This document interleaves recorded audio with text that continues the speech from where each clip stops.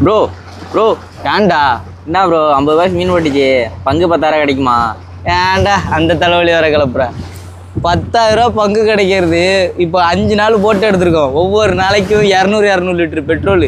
இங்கேருந்து 10-15 நாட்டிகள் ஓடுறதும் 10-15 நாட்டி ஒடியாடுறதுக்குமே பெட்ரோல் போயிடுச்சு. மொத்தமாக 10,000 பங்குல 5,000 ரூபா போயிடுச்சு.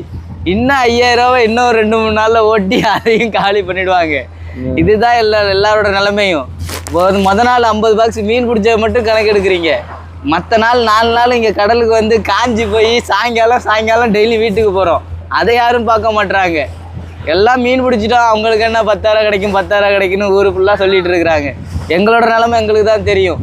பார்க்குறவங்க ஃபிஷர்மேன் லைஃப்பில் எல்லோரும் வெளில இருக்கிறது வந்து அவங்களுக்கு மீன் அதிகமாக கிடைக்கிது, அவங்க சந்தோஷமாக வெளில வந்து நல்லா சுற்றுவாங்க போவாங்கன்னு நினச்சிட்டு இருக்கலாம்.